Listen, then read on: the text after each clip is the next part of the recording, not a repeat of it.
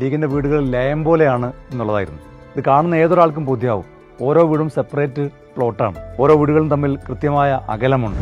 മുസ്ലിം league ഏറ്റെടുത്ത ഭൂമി തോട്ടഭൂമിയാണെന്നും അത് കുറഞ്ഞ വിലയുടെ ഭൂമി ഉയർന്ന വിലക്ക് വാങ്ങിയതാണെന്നും ഒരു നിലക്കും അവിടെ നിർമ്മാണം നടക്കില്ല എന്നുമൊക്കെയായിരുന്നു പ്രചരണം. നമ്മളിപ്പോൾ നിൽക്കുന്നത് മുസ്ലിം ലീഗിൻ്റെ വീടുകൾ ഉയർന്ന മുസ്ലിം ലീഗ് പാർട്ടി ഏറ്റെടുത്ത ഭൂമിയിലാണ്. മുസ്ലിം ലീഗ് നിർമ്മിച്ചു നൽകുന്ന വീടുകളിൽ നിർമ്മാണം പൂർത്തിയായ ഒരു വീടിൻ്റെ സിറ്റ് ഔട്ടിലാണ് ഞാൻ ഇരിക്കുന്നത്. ഈ വീട് പരിശോധിക്കുന്ന ഏതൊരാൾക്കും ബോധ്യമാകുന്ന ഒരു കാര്യം, ക്വാളിറ്റിയിൽ ഒരു കോംപ്രമൈസ് ചെയ്യാതെ അതിമനോഹരമായിട്ടാണ് ഇതിൻ്റെ നിർമ്മാണം പൂർത്തിയാക്കിയിട്ടുള്ളത്.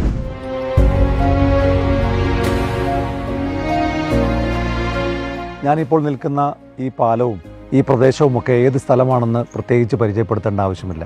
ദുരന്തമുണ്ടായ നിമിഷങ്ങളിൽ രക്ഷാപ്രവർത്തനത്തിനായി ഓടിയെത്തിയ മനുഷ്യർ, സർക്കാരിൻ്റെ വിവിധ സേനകൾ, സന്നദ്ധ സംഘടനകൾ, ആദ്യം ഓടിയെത്തിയ നേതാക്കളിൽ ബഹുമാനപ്പെട്ട പാണക്കാട് സയ്യിദ് സാദിഖ് അലി ശിഹാബ് പി.കെ. കുഞ്ഞാലിക്കുട്ടി സാഹിബ് ഉണ്ടായിരുന്നു എന്നുള്ളത് നമ്മളെല്ലാവരും കണ്ടതാണ്. സന്നദ്ധ സംഘടനകളിൽ മുസ്ലിം യൂത്ത് ലീഗിൻ്റെ വൈറ്റ് ഗാർഡ് സേവന രംഗത്ത് സജീവ സാന്നിധ്യമായി നിറഞ്ഞു നിന്നതും നമ്മളാരും മറന്നിട്ടില്ല. സൈന്യത്തിനും പോലീസിനും രക്ഷാപ്രവർത്തകർക്കും മാധ്യമപ്രവർത്തകർക്കും ഈ സമീപ പ്രദേശങ്ങളിലെ സാധാരണക്കാരായ ജനങ്ങൾക്കും ഉൾപ്പെടെ ഓരോ ദിവസവും 10,000-ൽ പരം ആളുകൾക്കാണ് അരിപ്പറ്റയിലെ വൈറ്റ് ഗാർഡിൻ്റെ വളണ്ടിയർമാർ ഭക്ഷണം വിളമ്പിയത്.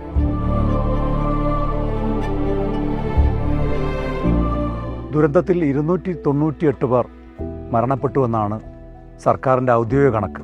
തിരിച്ചറിഞ്ഞ മൃതദേഹങ്ങൾ ബന്ധുക്കൾ അവരുടെ വിശ്വാസമനുസരിച്ച് സംസ്കരിച്ചപ്പോൾ തിരിച്ചറിയപ്പെടാതെ പോയ മൃതദേഹങ്ങൾ എന്ത് ചെയ്യണം എന്നതിനെ സംബന്ധിച്ച് വലിയ ആശങ്കയുണ്ടായി. സർക്കാരിൻ്റെ നിലപാട് ബത്തേരിയിലോ മാനന്തവാടിയിലോ ഉള്ള പൊതുശ്മശാനത്തിൽ കൊണ്ടുപോയി സംസ്കരിക്കണം എന്നതായിരുന്നു.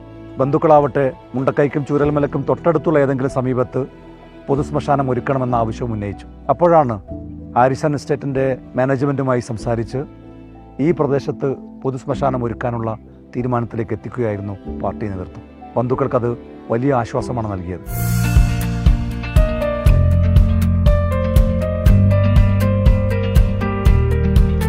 ദുരന്തത്തിൽ രക്ഷപ്പെട്ടവർക്ക് സഹായം എത്തിക്കാൻ എല്ലാവരും വലിയ പരിശ്രമങ്ങളാണ് നടത്തിയത്. മുസ്ലിം ലീഗും സാധ്യമായ എല്ലാ സഹായങ്ങളും മുണ്ടക്കയിലെയും ചുരൽമലയിലെയും രക്ഷപ്പെട്ട സാധാരണക്കാരായ മനുഷ്യർക്ക് എത്തിച്ചു കൊടുത്തു.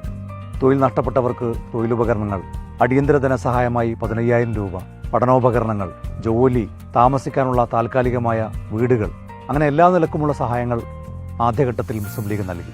വീട് നഷ്ടപ്പെട്ടവർക്ക് ശാശ്വതമായ പുനരധിവാസമായിരുന്നു പിന്നീട് പ്രധാനപ്പെട്ട ഒരു പ്രശ്നം. മുസ്ലിം ലീഗ് സംസ്ഥാന അധ്യക്ഷൻ പാണക്കാട് സയ്യിദ് സാദിഖ് അലി ശിഹാബ് 100 വീട് നിർമ്മിച്ചു നൽകും എന്ന ചരിത്രപ്രസിദ്ധമായ പ്രഖ്യാപനം നടത്തി. അവശേഷിക്കുന്നവർക്ക് അവരുടെ പുനരധിവാസമാണ് പാർട്ടി ലക്ഷ്യം വെക്കുന്നത്. അതിന് ആവശ്യമായിട്ടുള്ള ഫണ്ട് ശേഖരണം ഞങ്ങൾ മുന്നോട്ട് പോവുകയാണ്. ദുരന്ത ബാധിതരെ പുനരധിവസിപ്പിക്കുന്ന 100 വീടുകൾ മുസ്ലിം ലീഗ് നിർമ്മിച്ചു നൽകും.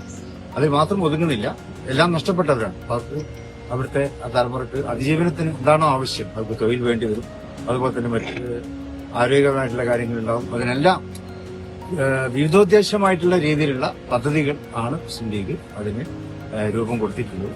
മാത്രമല്ല ലീഗ് നിർമ്മിച്ചു കൊടുക്കുന്ന വീട് 1000 സ്ക്വയർ ഫീറ്റ് ഉണ്ടാകും എന്നും തങ്ങൾ പറഞ്ഞു. അങ്ങനെ പറയാനൊരു കാരണമുണ്ട്. നേരത്തെ പുത്തുമലയിൽ ഒരു ദുരന്തമുണ്ടായപ്പോൾ ആ ദുരന്തബാധിതർക്ക് സർക്കാർ നിർമ്മിച്ചു നൽകിയ വീടിന്റെ സ്ക്വയർ ഫീറ്റ് കേവലം 600 ആയിരുന്നു. അതാകട്ടെ ചോർന്നൊലിക്കുന്ന വീടുകളും. മുസ്ലിം ലീഗ് 1000 സ്ക്വയർ ഫീറ്റ് വീട് പ്രഖ്യാപിച്ചതോടുകൂടി സംസ്ഥാന സർക്കാരിനും 1000 സ്ക്വയർ ഫീറ്റ് വീടായിരിക്കും എന്ന് പ്രഖ്യാപനം നടത്തേണ്ടി വന്നു. സംസ്ഥാന സർക്കാർ ടൗൺഷിപ്പും പ്രഖ്യാപിച്ചു. അതിനായി ഉടൻ സ്ഥലം കണ്ടെത്തുമെന്ന വാഗ്ദാനവും നൽകി. മുസ്ലിം ലീഗ് പാർട്ടിയും ഇതിനായി 7 മാസത്തോളം സംസ്ഥാന സർക്കാർ സ്ഥലം ഏറ്റെടുക്കുന്നതിന് വേണ്ടിയായി കാത്തിരുന്നു. ഒടുവിൽ കേരള നിയമസഭയിൽ പി.കെ. കുഞ്ഞാലിക്കുട്ടി സാഹിബ് സംസ്ഥാന സർക്കാർ കാണിക്കുന്ന അലംഭാവത്തിനെതിരായി, സർക്കാരിന്റെ മെല്ലപ്പോക്കിനെതിരായി വലിയ പ്രതിഷേധമുയർത്തി. കേരള നിയമസഭയിൽ അന്ന് വരെ സംസാരിക്കാത്ത രീതിയിൽ വളരെ വികാരഭരിതമായിട്ടാണ് പി.കെ. കുഞ്ഞാലിക്കുട്ടി സാഹിബ് സംസാരിച്ചത്. സർ, ഞങ്ങൾ ഡേ 1 പറമ്പായ ഭൂമിക്ക് പോയി അഡ്വാൻസ് കൊടുത്ത് നിങ്ങൾ സഹകരിക്കും എന്ന് പറഞ്ഞ് നിങ്ങളുടെ പിന്നാലെ നടന്നതാണ് ഇതുവരെ 7 മാസം. പക്ഷെ നിങ്ങൾക്ക് ഭൂമി കണ്ടെത്താൻ പറ്റും. വയനാട്ടിൽ എന്താ പറമ്പില്ലേ? സർ, ഞങ്ങള് ചെയ്യാൻ കഴിയുന്നതൊക്കെ ചെയ്തിട്ടാണ് നിൽക്കുന്നത്.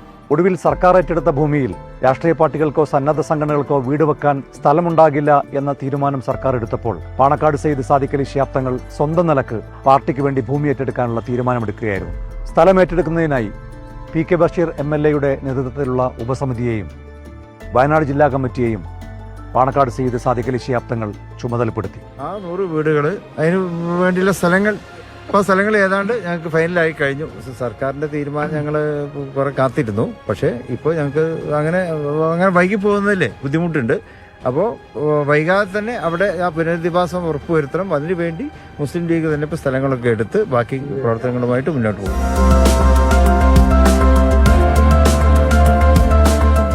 മുസ്ലിം ലീഗ് ഏറ്റെടുത്ത ഭൂമി തോട്ടഭൂമിയാണെന്നും അത് കുറഞ്ഞ വിലയുടെ ഭൂമി ഉയർന്ന വിലക്ക് വാങ്ങിയതാണെന്നും ഒരു നിലക്കും അവിടെ നിർമ്മാണം നടക്കില്ല എന്നുമൊക്കെയായിരുന്നു പ്രചരണം. നമ്മളിപ്പോൾ നിൽക്കുന്നത് മുസ്ലിം ലീഗിന്റെ വീടുകൾ ഉയർന്ന മുസ്ലിം ലീഗ് പാർട്ടി ഏറ്റെടുത്ത ഭൂമിയിലാണ്.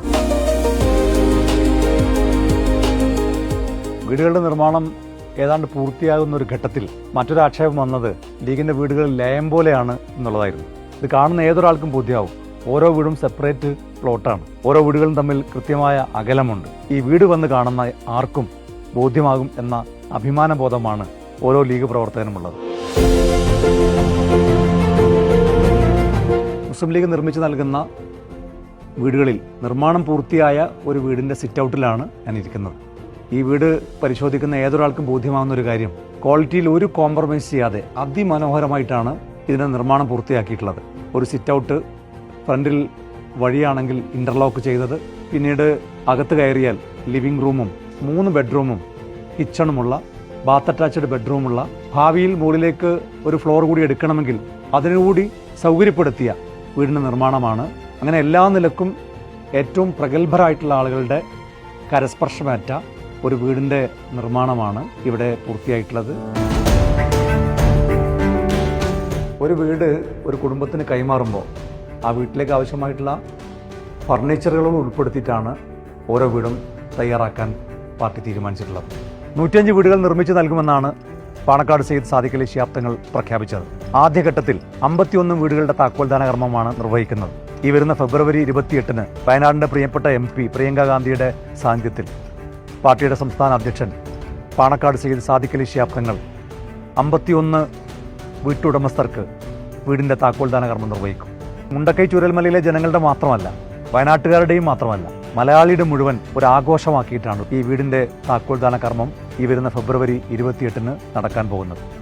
നിങ്ങളെല്ലാവരുടെയും സാന്നിധ്യം ഞങ്ങളും പ്രതീക്ഷിക്കുകയാണ്.